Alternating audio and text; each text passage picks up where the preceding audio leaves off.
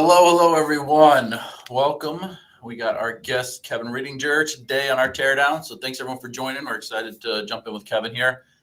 We got lots to cover, lots to share. So, Kevin, thanks for joining me today, man. How are you? Doing well, Chris. Hope everyone had a good Memorial Day weekend. It's a pleasure to be here. Yeah. And we got a little delay with Kevin, so you'll see that, but we'll be all right here. So just first, everyone watching, appreciate everyone watching. Please, it's interactive. Love to hear your comments. Show Kevin some love. So just to kind of start out a little roll call, just tell us where you're from, where you are in the world, and that we know who's watching and where you guys are. So, Kevin, kind of to jump in, I just want to learn a little bit about you because you got a really unique niche. It's proven very effective for you. And but I want to learn about it. So you have a athletic sports background. So tell us a little bit about that. Yeah, so I've been playing sports all my life, basically. I graduated from St. City. I played lacrosse. And in high school, I played soccer and lacrosse.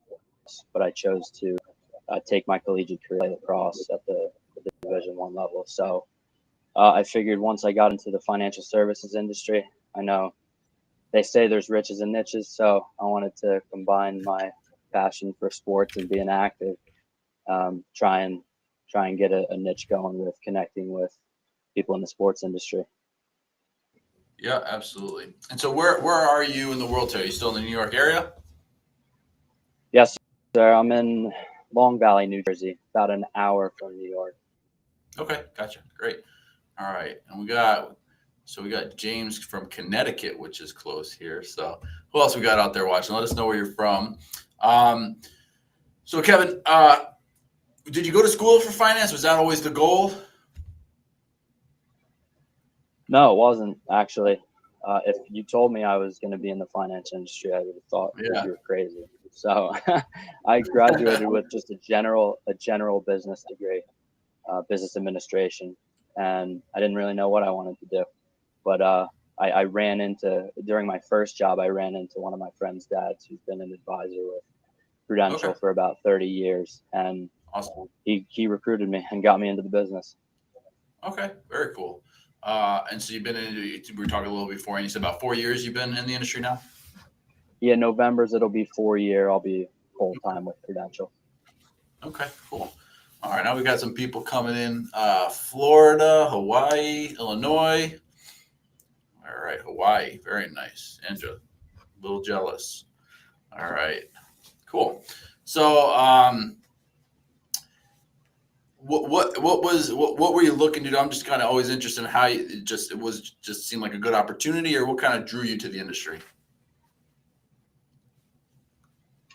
Yeah, I really, what resonated with me about it was the fact that income's not capped, and if you create your business in the right way, you can create it on your own terms and have the freedom to do other things as well. And I know your guys, you're trying to give back 100 days a year. Advisors, I think that not only is there a big need for financial advice out there, there's an opportunity to be able to have freedom from my schedule, so I can help who I want when I want to, and earn a good living doing it. Yeah, absolutely. Awesome. So when was it that you kind of found out about advisors? When did we come into the framework for you? Yeah, during the whole pandemic, I'm always trying to learn on the side, and I honestly, I don't know how I ran into you guys. Maybe it was another publication that was getting the Advisorist name out there, but I started going to the power hours about whenever you guys started them. I was on the first one. So that's over a year ago. I've been on every single one of them almost since then. So and your message resonated with me, so I wanted to continue. It seems like you guys are building a really good community. Yeah. So how did the I'm sure it affected you. How did it affect you? Did it hurt business? I know you're probably out there seeing people. Did that stop a lot of the lead flow, the things that you were getting at that point? Right. It stopped me going to see people in person, dead in the tracks. So I had to pivot quick and start meeting people online.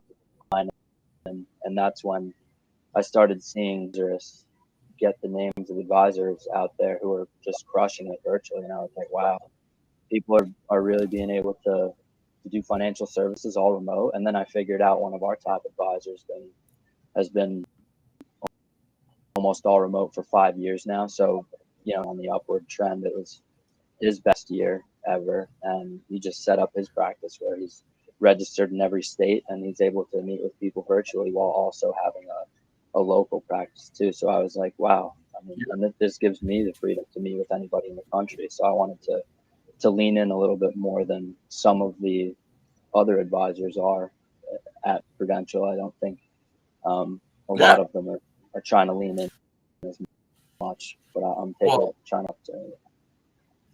Yeah, I think as an industry, we're not. So I am curious. All right, we got a bunch of people watching. Throw a one in the chat or wherever you're watching this if you have moved to a more of a virtual-minded practice, okay?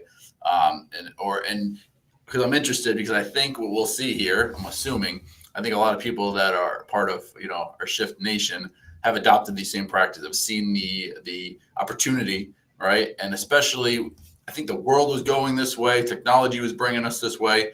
The pandemic just accelerated it for everybody, right? So yeah, we got some yeses coming in already.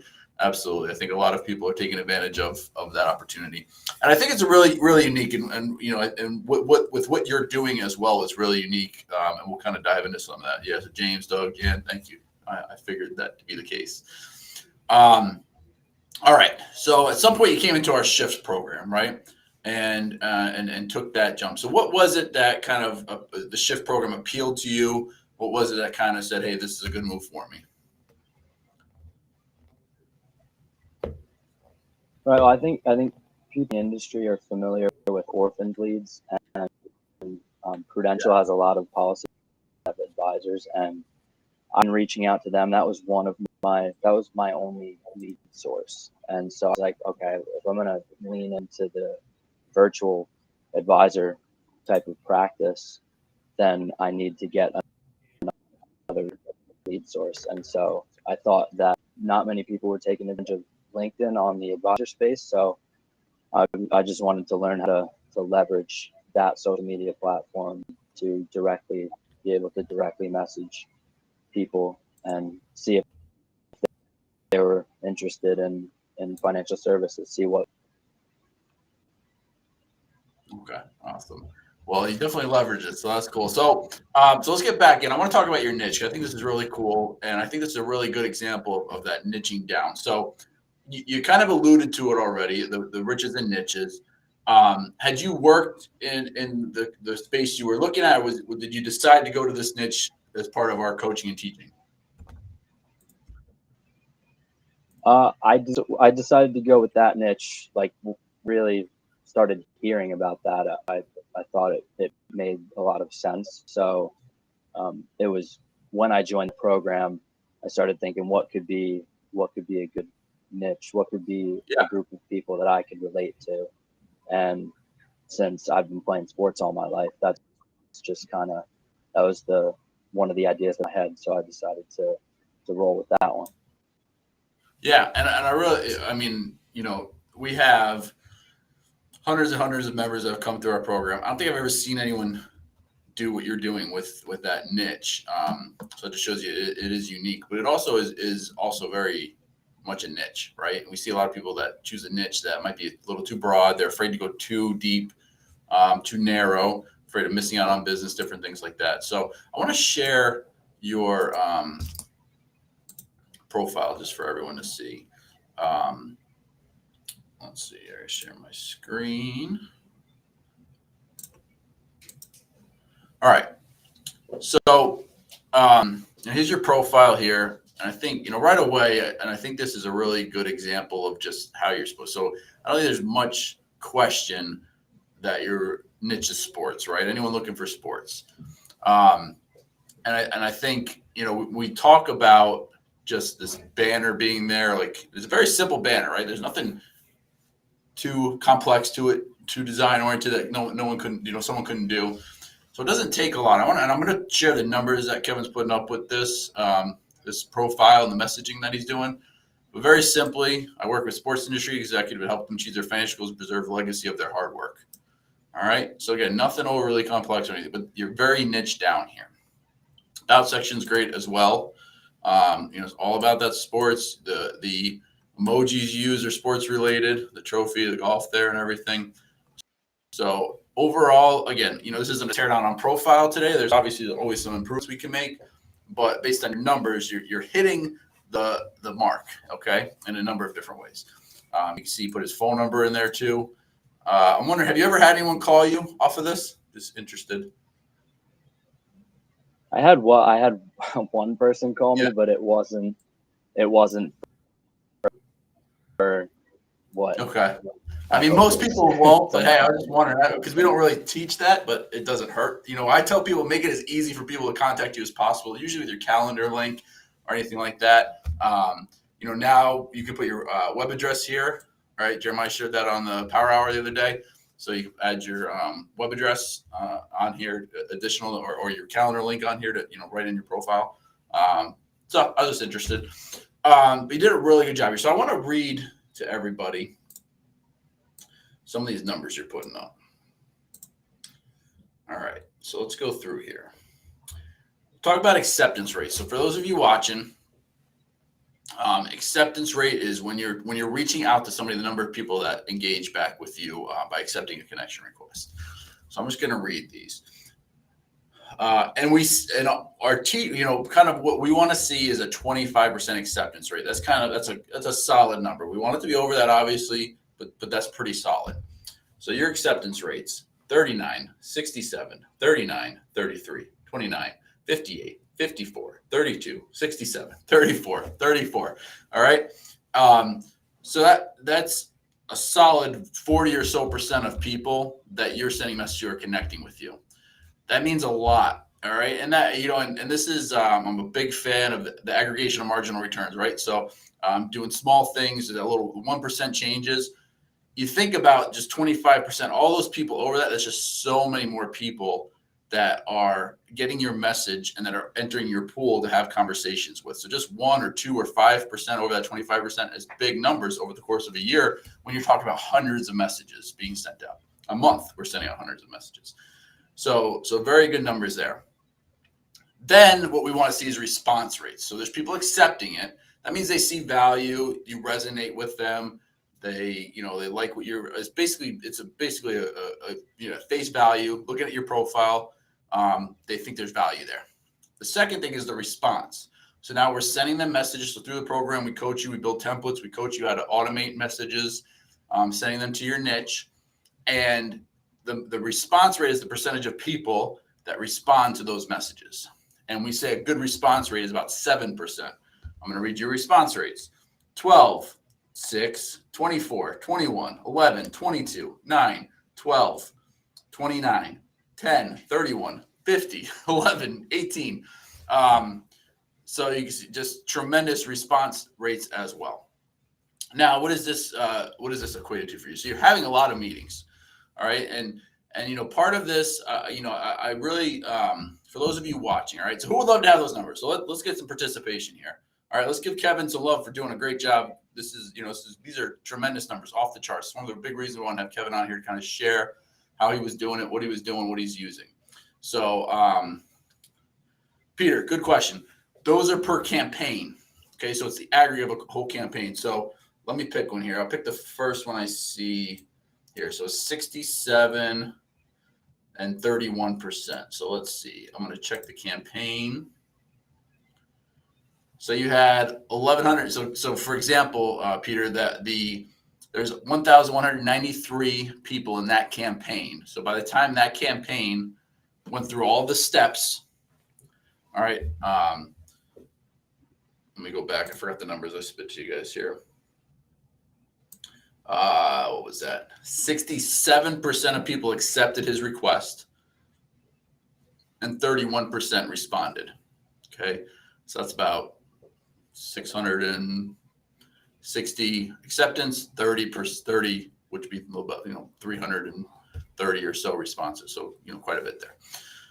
All right, cool. Yeah, you're getting lots of good jobs here. So to kind of go one step further here, the responses, now there's a combination of responses. There's yeses, there's nos, there's maybes, there's thank yous. There's all these different things that we're seeing. So from that, there's follow-up. All right. And I'm wondering, and I think this is something we don't spend enough time talking about on these calls, in our coaching sessions we do. We hammer this home pretty good. But how important is follow-up in what you're doing to actually get an appointment? Because it's not like you have 300 people saying, yes, Kevin, I want to meet with you today, right? It's, thanks, interested, let's set up a time. Like there's an array of different responses. How important is follow-up?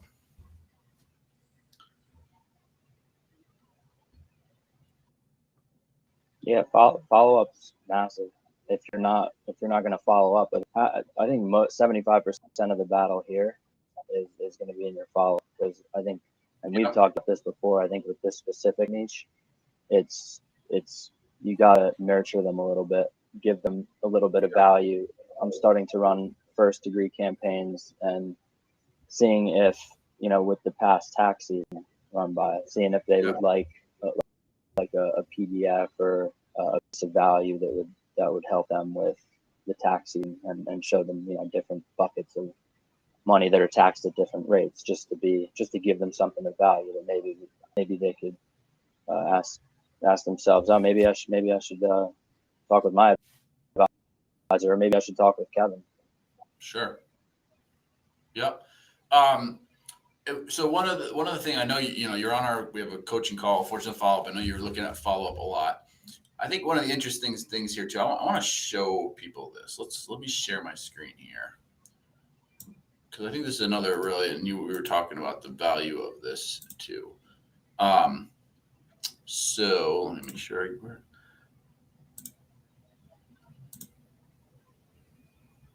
I lost you somehow. There we go. All right, gotta get you on a separate tab here. All right, so when I share my screen.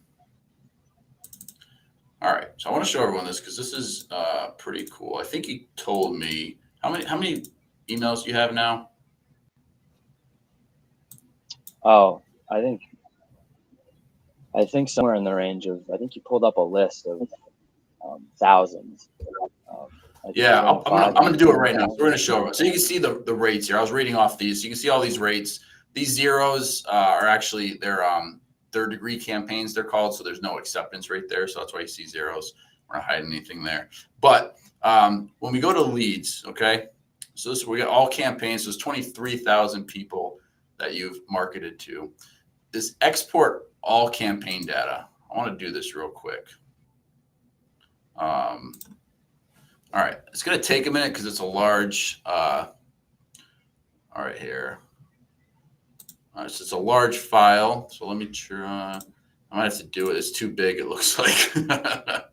All right, so there's 23,000 here. So let's just pick one campaign.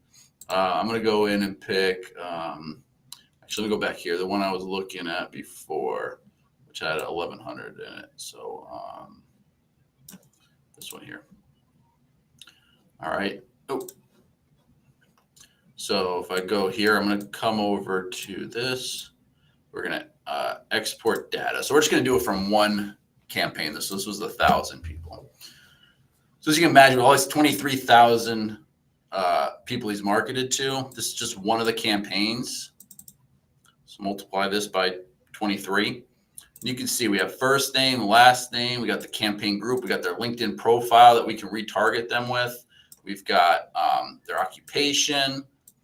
All right. Current company, email, phone, country, website, Twitter, business email, executions, status, all these things that are right in here. So emails will, this is very valuable. So back in, and I know I've shared this a number of times, but I can't stress this enough. Back in 2018, LinkedIn changed the privacy rules. And so when you go into LinkedIn and you have all your connections, all these people you're connecting, you're building this network, you can't export emails and contact information anymore. Even though it's public out there, you have to manually do it. So our system goes in and actually pulls all that. So I think we pulled it up. I think you got like 16,000 emails. I think something like that is what you had, right? From what we saw. And out of the 23, we don't get 100% there. We're usually 60, 70%. So So everyone, I mean, wouldn't you love to have a database of 16,000 people in your niche that you can market to? And exactly what Kevin's talking about. He's going back to them now and being able to send them additional messages, really build that relationship. So it's a really unique way to do that. Kevin, have you started doing like any newsletters, or how are you using that list currently? I know there's a lot of things you're planning on doing. I was wondering how you're currently using and what you're thinking of doing to use it moving forward. Right now, I'm just starting those, like the first degree. I was starting those first degree campaign to see if they wanted a piece of valuable information having to do with some area of finance. Yeah. We also have, since there's compliance and everything, we also have an e-relationship newsletter that I'm planning on utilizing for that list, so they can opt in to receive one email per month of something that's going to bring them valuable information. Yeah. So who saw the Power Hour yesterday? Kevin, you're usually on those, right? Power Hour yesterday. Give me a 1 if you were in that Power Hour yesterday. Actually, tell me what the Power Hour is about. Let's see. I don't want anyone lying out there. What was the Power Hour about yesterday? What Jeremiah teach us? As we're getting that coming in, how long? When did you start the program? When did you run your first campaign? I can look at that too if you don't know off the top of your head. Yeah, I think it was at the end of last year. Yeah, October, November. October. Funnels, yeah. So yeah, about 8 months now, Carlton. So not long to build that kind of database, right? All right, so funnels. All right, we got a lot of good. You guys, I knew you wouldn't let me down. Funnels, right? Funnels versus websites, right? Is another thing. So as you can imagine, right, with 16,000 emails, what you can do building a funnel like that and funneling them to an actual page. You know, one of the things that really, I don't think I've ever articulated to myself is that website. There's so many things you can do where that sales page is there's one goal on it, right? So if you haven't had a chance, watch that again. I actually did go back. I took some more notes on it. I was kind of in and out of it. So you guys can check that out. But absolutely. So that's a strong way to start maximizing some of this. So Kevin, you've having great campaign results, right? And this is part of the teardown thing, kind of what I want to get into. So let's just talk again. I don't think we really touched on appointments again. So how many you said how many you're averaging again right now currently? Now it's tapered off. I'm about, I would say 2 per week. 2, because I know, yeah. So it was like 5 to 6 you were having before. So this is actually an interesting thing too, and this is something I really like about LinkedIn when I was doing it. You can see these patterns start to emerge. So when you're looking at, let's start at the beginning of the year. January is usually kind of slow. People are getting back into the swing of things. For some reason, week 2 of January, after the second week, things start to kick up. Your responses go really high again. February, March is good. April's a little slower because a lot of people are taking spring break, so you see your numbers go down a little bit, right? May comes up a little bit. Then June, July, like towards the end of May, June, July, August, it starts to taper off a little bit, and going right back. August, September, October, and into November are great months again. And this is just general on LinkedIn. As you're doing marketing, you're talking to people, this is what you'll see as kind of the pattern, ebb and flow of LinkedIn. About that second week of November, things start to die down. December is really quiet. But what is great about what you're doing with the marketing, the things we teach, using our automation, our tools, all the stuff that we have, it's always working, right? You're always sending out messages. You're always sending out hundreds of messages a day, right? Our system can do up to 260 messages a day out of it. And so what's really cool is you have this snowball effect that happens. So even these times things slow down because people are getting ready for summer vacation, going on trips, their kids are out of school, like all that, they're thinking about other things. All that activity is still out there and it's happening. And so like there's always these boomerangs of activity that come back. But 2 appointments a week's great. 5 to 6, you'll get back to there in a couple of weeks again. So that's all awesome stuff. Now, one of the things we've talked about, and I know you got a lot of opportunities and stuff on the table, but one of the things you've talked about is just kind of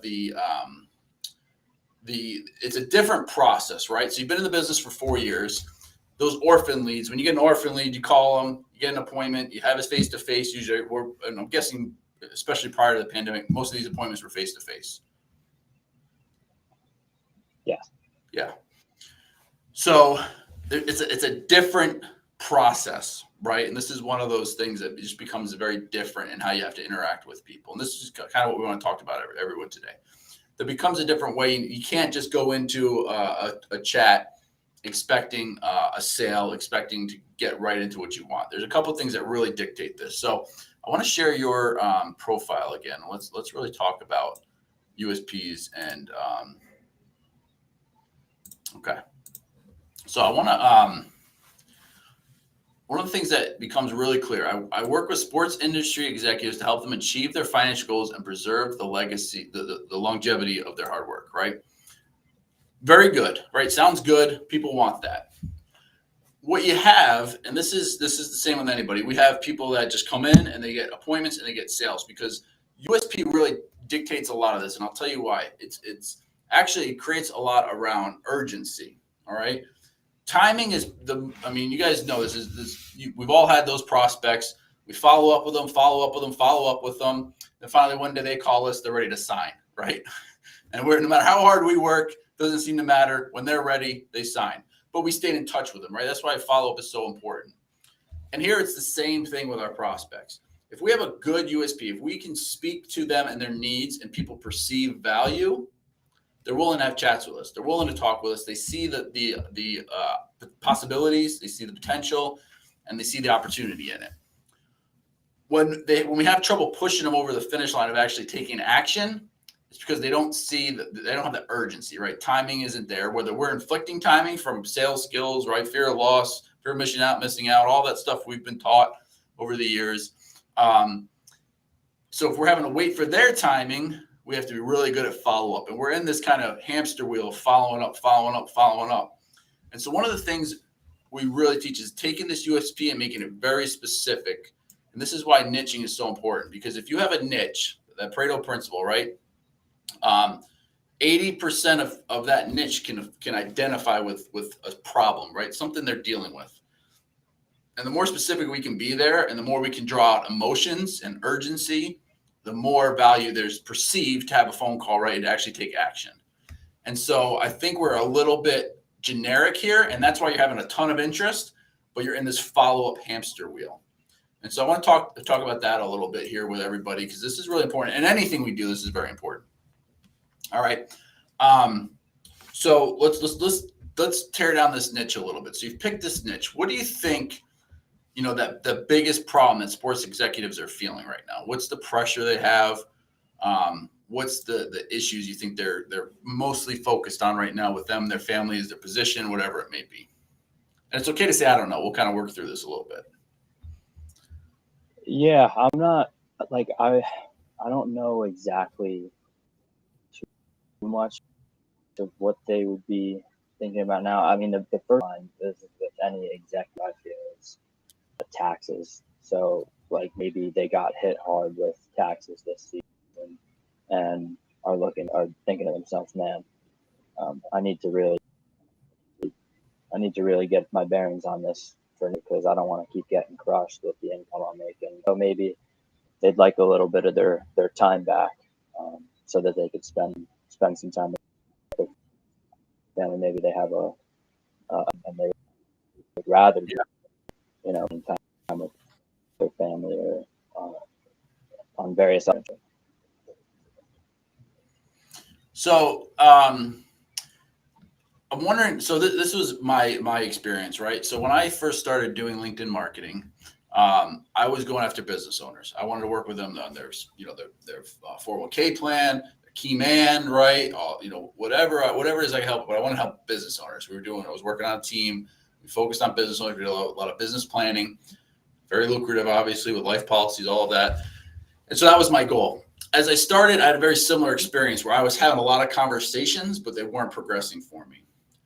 And the thing I kept hearing was they were having trouble with their health insurance premiums. I kept hearing oh, that's their biggest problem.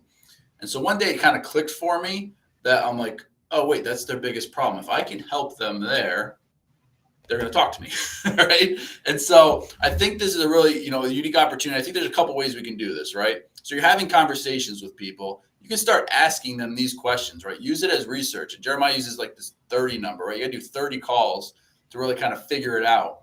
And I know you're past that probably at this point. Using those to actually use it as homework a little bit and see what's the recurring theme, what's the consistent thing I'm hearing there that if I can help them with it, that's going to be that urgency, right? That's going to help push them a little bit in that way. The other thing you can do, you got a huge list of people, right? Number one, but you can start asking people. You can go into, this is an opportunity to kind of self-promote without really self-promoting, right? Kind of a little backdoor here. And this is with any niche, right? There are groups on LinkedIn. There's groups on Facebook, okay, that you very easily can join and put out a very basic question, right? Hey, I'm just wondering, I work with a lot of executives, sports executives, and I'm just wondering what the biggest problems you guys are facing. What are the areas you're having trouble, right? There's industry, depending upon the niche, there's industry magazines and associations and groups that you can talk to as well. Do a little research there. That investment of time is going to pay huge dividends because, we talk about this Pareto principle a lot, and I've been really looking at it for our members because my job here is to get you results, right? Get all of our members results. And we've done 80% of the work for you. We put together templates. Like you see that, right? I mean, the templates, let me ask you, I'm speaking for you. Let me ask you, how much did you change the templates or the things that we told you to do in setting up your campaigns and doing all that? Did you do a lot of your own creative work there, or did you mostly, use what we gave you? I did some creative work, but you guys have taken care of the front end on a massive level. Like, it's not even a question how much value you guys have provided. All the courses that you guys continuously provide for us, and all the scripts and all the templates. So you guys, for niche you're in, you have to customize it a little bit. But right, mostly it's you guys are giving us the stuff that works. Sure. Awesome. So I know the answer to that. I figured that was the case, hoping that was the case here. Else I look pretty foolish. But that goes to my point, right? We talked to a lot of members. We know what's going on. We've done that 80%, which is the heavy lifting, right? It's a lot of the work, the testing, all that stuff that's very hard for a solo entrepreneur, solo producer to do. That 20% you're talking about, that spin that you put on it, right? The niching, the aspects that you have, your background, all of that. Really, that 20% though on the back end accounts for about 80% of the results. So, we do a lot of the heavy lifting to save you the time, energy, and money and resources of launching these campaigns to get you most of the way there. That other 20% is really where the results come in, because that's the ability to speak directly to your niche. And so that's where if we focus there. So I think the only thing you're missing is that urgency. You're having way too many conversations. You're having way too many responses and acceptance. Your list is way too big. It's just that urgency, and you're stuck in this follow-up. And we talked a little before, and I know you told me, I'm sure you don't mind telling, you're not as proactive as you need to be in your follow-up and in creating some of these systems around it, because you have other leads and opportunities coming in as well. So I get that for sure. But that's kind of the cycle you're in when you don't really articulate the problem they have and speak directly to them to create that urgency. Because now I just got to follow up till their time is right. And then they're going to think of me. And we've all done that too, right? I mean, I could tell stories about people I followed up with for years that finally, came on board. So I think that's really kind of the missing piece here that we need to kind of tackle next for you. But I know you got a lot of some questions in here. When you're, I guess to kind of go forward, I thought there was, but I think it's basically statements in here. So health insurance agents, love that. Group products, all of that. Business owners are easy to find on LinkedIn. Lisa, so check them out. So Kevin, I guess as we're kind of coming to the end of this here, I really want to understand just a little bit more about kind of when you're having these opportunities, what they're saying. Like, is there anything in there that you're hearing or they're saying that you think maybe you can glean a little bit of a gem from that we can use here? I think a few people are confused about what to do with the money that they're collecting for retirement. I talked with one gentleman, and he did he did have a substantial portion of money with his old employer, and he was just unsure of what to do with it, and he felt like it wasn't being managed, and he was, he really wanted to make sure that he wasn't gonna outlive it. So I think it's just giving them clarity on and a path to go down, to make sure that they don't have to worry about this stuff. They offload it to a financial advisor who's gonna free their mind up for these and things that are going to be more meaningful for them in their lives. With that said, I mean, you do have a pipeline. You got people that you are in the process of closing. Was there things there that was said or done that was different, or that their situation was different? What was the difference there in some of the other calls that you've had?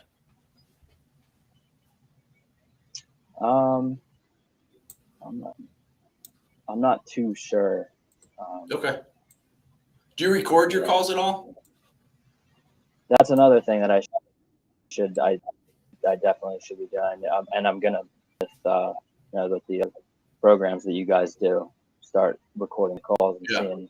Maybe who knows? Like my tonality could be off, or those other things could be off, and it could give me some valuable insights if I start recording the calls. Yeah, I mean.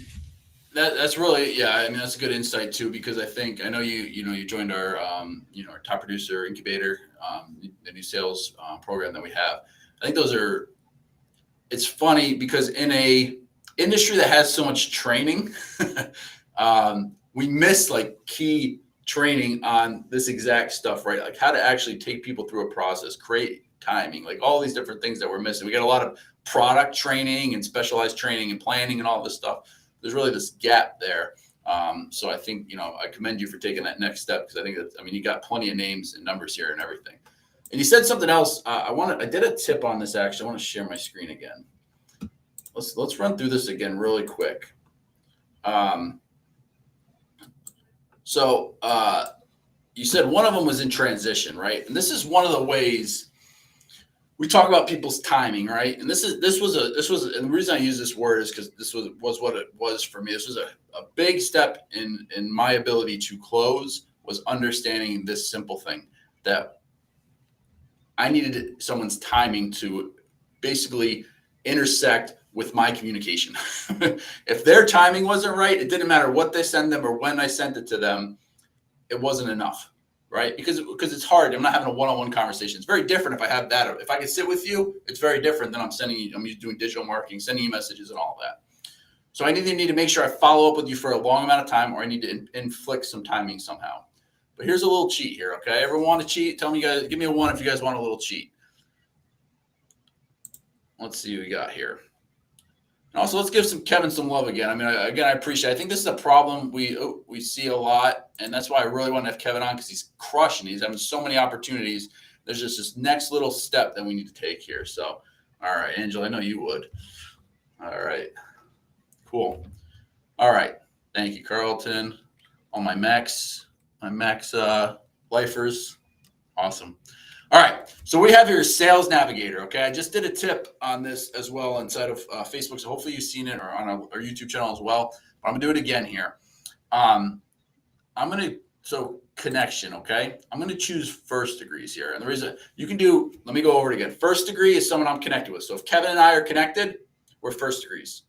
All right, let's see who we got here. All right, Angela, if you are not connected to me, but connected to Kevin, you're my second degree. All right. And then, Angela, if you're not connected to Kevin or I, you're a third degree, right? So that means I have no connection to you. So that's what these degrees mean here. There's also groups. There's different groups. And Kevin, I would definitely encourage you to do this, or anyone else that you can search for groups. Like you could just sports, right?